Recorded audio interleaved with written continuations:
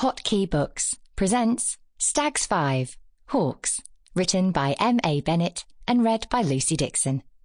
This is the epic finale to the thrilling Stag series. Thank you for staying with us till the end. An eagle for an emperor, a gerfalcon for a king, a peregrine for a prince, a saker for a knight, a merlin for a lady, a goshawk for a yeoman, a sparrowhawk for a priest, a musket for a holy water clerk, a kestrel for a knave. The Book of St. Albans, 1486. Chapter 1. There were no curtains up in my study in Lightfoot, so I could clearly see the invitation when it slid silently under my door. It was quite near the end of the Hilary term, summer term to you, and I'd almost begun to despair that the order of the stag would rear its antlered head before we left school. The sands of the stag's hourglass were pretty much running out. Heart thudding, I picked up the invitation. It was completely square, a kind of thick ivory envelope folded over on 4 sides, just as before. And, just as before, it was sealed with a blob of Robin Hood Prince of Thieves wax, the red of our school stockings. On the wax was impressed a little pair of antlers. I broke the seal, just like they did in the movies. Inside was a thick square card. There were just 3 words on it, right in the middle of the creamy card, embossed in red ink this time. The letters were slightly shiny and raised to the touch. The Red Hunt. I turned it over.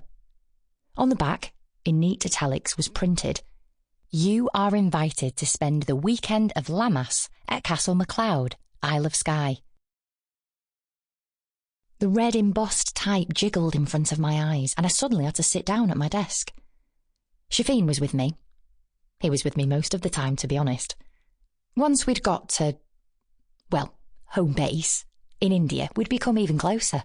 And it turns out that playing baseball, as we'll call it, is quite addictive. So we pretty much lived in each other's rooms now. Along with my girl Nel and the rest of our year, we'd spent the first part of the term doing revision for the probationes, so there hadn't been much time for baseball. Then the summer had been all ticking clocks and buzzing bees and individual tables spaced out in the gym and the rustle of exam papers being turned over and cramped hands and scribbling pens and the footsteps of the invigilating friars walking up and down the rows, their swishing habits stirring the pages we wrote on. To be honest, since the exams had finished, it had been back to baseball, and by the time the invitation arrived, Shafeen and I were basically inseparable. He read the wording over my shoulder. "So," he said, and I could feel his breath warm on my neck. "This is all going to end as it began, with an invitation." I guess you're right. But some things had changed. 2 years had passed. Now I wasn't a noob. I was a medieval myself. I no longer thought the coaches would be real Cinderella coaches with actual horses. And this time, I wasn't a dumb little bunny rabbit hopping unknowingly into a trap. I would be putting myself in harm's way willingly. Because now, as then, I was going to accept. That's not to say, of course, that I understood what I'd been invited to any more than I had last time. What the hell is a red hunt? I wondered aloud. "No idea," said Shafeen. "But it sounds pretty sinister." And what's Castle McLeod? The only time I'd heard that name before was in Highlander. You know, Connor MacLeod of the Clan MacLeod. But I was pretty sure even the Order of the Stag weren't going to have immortals running around with samurai swords and quipping with Sean Connery. "Never heard of it," said Shafeen helpfully. "And where on earth is Skye?" Shafeen looked over my shoulder. "It's an island," he read.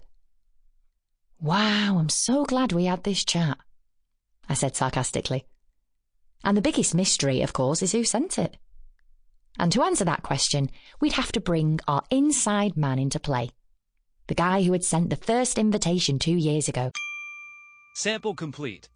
Ready to continue?